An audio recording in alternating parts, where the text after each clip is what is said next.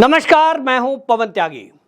राजनीतिक दलों के द्वारा चुनाव जीतने के लिए फ्री की रेवड़ी बांटने को लेकर मामला सुप्रीम कोर्ट में था।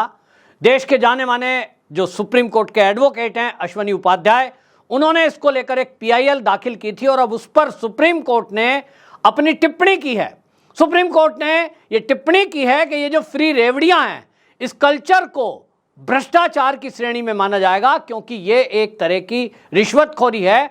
आप मतदाताओं को लुभाने के लिए लुभावने वादे करते हैं, जिससे देश की अर्थव्यवस्था पर असर पड़ता है।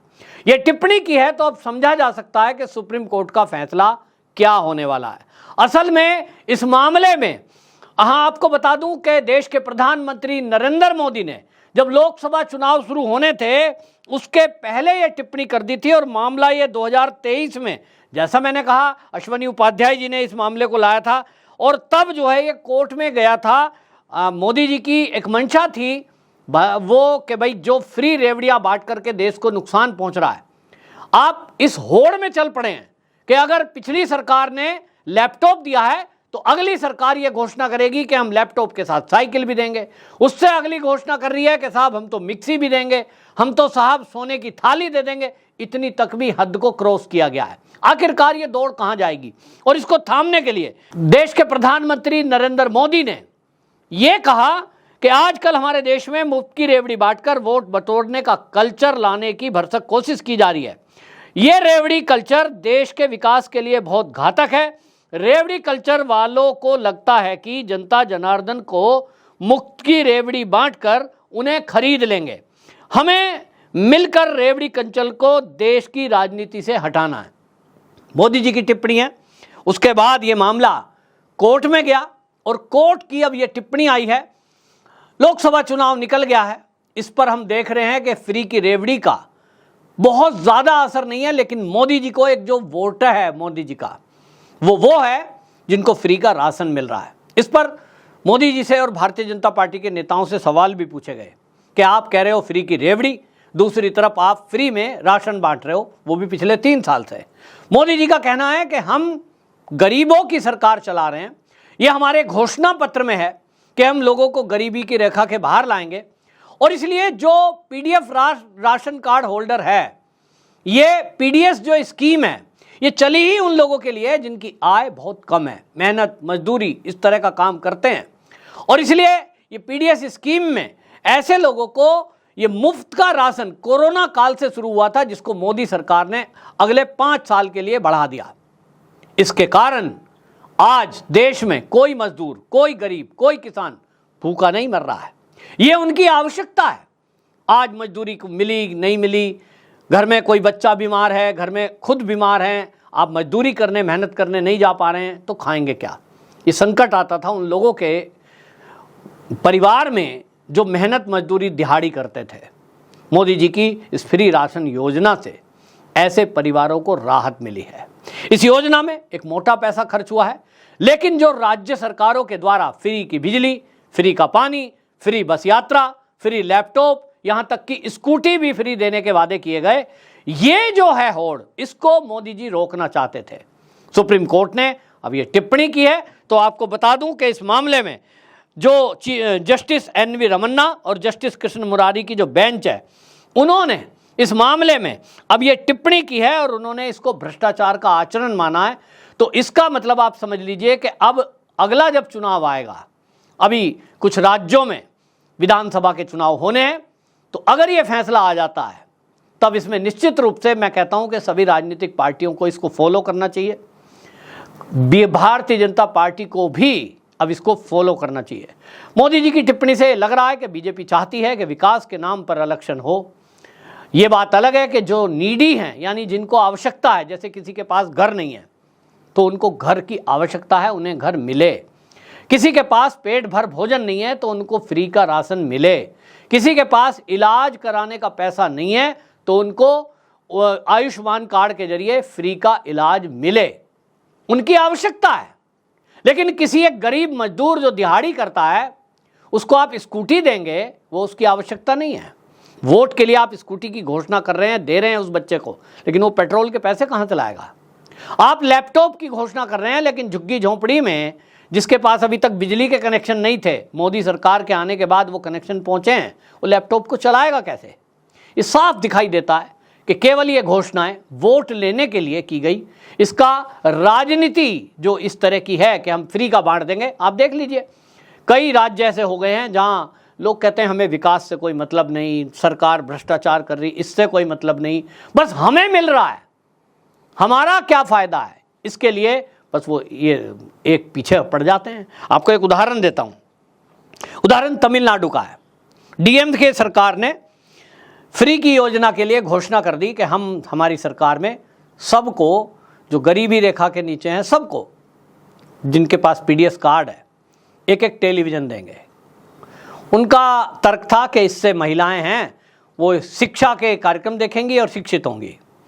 घोषणा कर दी, 750 करोड़ रुपए का बजट अलग से रख दिया गया। पूरे राज्य के अंदर हल्ला मच गया तमिलनाडु में कि साहब डीएमके तो टीवी देने वाली है। इसी को लेकर कोर्ट में केस डाल दिया गया।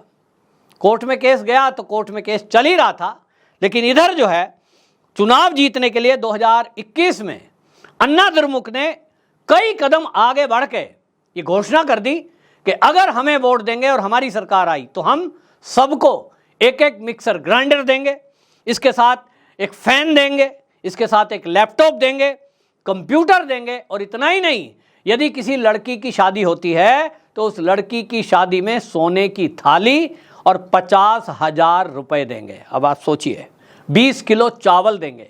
पीडीएस स्कीम में 5 किलो मिलता है, वो कहते हैं हम 20 किलो देंगे। ये राजनीतिक दलों का स्कीम है। राजस्थान सरकार, अशोक गहलोत, फ्री में स्मार्टफोन बांटने की घोषणा हुई। 3 साल तक का इंटरनेट फ्री देंगे, 100 यूनिट बिजली फ्री देंगे। दिल्ली सरकार की स्कीम आपको पता ही है। इसके अलावा आप देखिए हिमाचल की सुक्खू सरकार, इसी तरह से आप पंजाब की सरकार, और सरकारों में भारतीय जनता पार्टी के राज्यों की सरकार भी पीछे नहीं है। मैं आपको बताता हूं कि इसमें मध्य प्रदेश में जो लाडली बहना योजना है, हर महिला को 1250 रुपये महीना, 500 रुपये में गैस का सिलेंडर, मेधावी छात्रों को लैपटॉप, 7,800 छात्रों को स्कूटी, रोजगार सहायकों का वेतन दुगना, महिलाओं को सरकारी नौकरी में 35% आरक्षण का ऐलान। ये उस फ्री रेवड़ी में नहीं आता है। चलिए आप महिलाओं को आरक्षण दे रहे हैं, लेकिन मध्य प्रदेश के खजाने पर लाडली बहना योजना के तहत जो कर्जा आया, 4 लाख करोड़ रुपए से ऊपर कर्जा हो गया। समझ रहे हैं? 8 दिनों के अंदर अंदर एमपी सरकार ने चौथी बार आरबीआई से कर्जा लिया। ये कर्जा राजस्थान का कर्जा, इसके जो राजस्थान की अभी मैं स्कीम बता रहा था 5.37 लाख करोड़, उससे भी ज़्यादा हो गया। यानी राजस्थान पे भी कर्जा, यहाँ भी कर्जा, और इस तरह से कर्जा ले लेके काम चला रहे हैं, तो विकास के काम कैसे होंगे? और इसलिए ये सवाल लाजमी उठना है। इस सवाल पर रोक लगना इस स्कीम पर जरूरी है। और इसलिए सुप्रीम कोर्ट ने अब जब इस मामले में सुनवाई करते हुए इस पर फैसला देने की बात की है, तो निश्चित जान लीजिए ये बहुत महत्वपूर्ण कदम है। और अब राजनीतिक दलों को ये फ्री की रेवड़ी, सभी दलों को बैन हो जाना चाहिए। अपनी स्कीम बताइए, विकास क्या करेंगे, कितनी आईआईटी खोलेंगे, कितना अस्पताल खोलेंगे, आप कहां कहां सड़कें बनाएंगे, उस योजना को बताइए। अस्पताल कितने खोलेंगे ये बताइए। और इसलिए ये जरूरी, आपको मैं एक अंत में एक बात बताता हूं। बहुत सारे लोग कहते हैं साहब फ्री की राशन योजना मोदी जी 3 साल से दे रहे हैं, अगले 5 साल तक इन्होंने घोषणा कर दी है, इसको 5 साल तक बढ़ाई, यानी 3 साल और बढ़ा दिया है। और इस पर लोग सवाल उठाते हैं कि देश के अंदर पेट्रोल और डीजल की कीमत ज़्यादा है। मोदी जी ने उसमें 1 रुपया भी नहीं घटाया, पूरा लोकसभा का चुनाव निकल गया। अब लोग सोचते होंगे मोदी जी का ये ओवर कॉन्फिडेंस है या ये मूर्खता है कि उन्होंने पेट्रोल डीजल पर पैसे नहीं घटाए, जबकि महंगाई एक मुद्दा विपक्ष के द्वारा बनाया गया। मैंने आपको बताया मोदी जी ने खुलकर घोषणा की है कि हमारी सरकार गरीबों के लिए काम करने वाली सरकार है। हमारी सरकार के केंद्र में गरीब लोग हैं। हमारी हर स्कीम उस गरीब को ध्यान में रख के बनती है। तो मैं आपके सामने कुछ आंकड़े रखूंगा जिससे आपको पता लगेगा कि कांग्रेस की सरकार और मोदी की सरकार में क्या फर्क है जो फ्री का राशन दिया जा रहा है। 2013-12-13 में जो पेट्रोल के उत्पादन हैं उसमें कांग्रेस की सरकार थी। केंद्र को कितनी सब्सिडी उसमें दे रहे थे? वो 96,800 करोड़ रुपए की सब्सिडी दे रहे थे पेट्रोलियम उत्पादों पे, जो कि डीजल है, पेट्रोल है, इस पर। और सरकार को एक्साइज में कितना पैसा मिल रहा था? वो मिल रहा था 63,478 करोड़। खर्चा कितना कर रहे थे सब्सिडी में? 96,800 करोड़। मिल कितना रहा है? 63,478 करोड़। आप समझ लीजिए लगभग 30,000 करोड़ का घाटा पेट्रोल उत्पादकों को केंद्र में हो रहा था। 13-14 की अगर बात करें, कांग्रेस की सरकार थी। जो पेट्रोल उत्पादक हैं उस पर सब्सिडी दी जा रही थी 85,378, और एक्साइज ड्यूटी जो थी वो 67,264 करोड़। अब आ जाते हैं मोदी सरकार। मोदी सरकार के आंकड़े बताता हूं किस तरह से फ्री का राशन दिया गया, लेकिन सरकार के घाटे में कोष में घाटा नहीं आया।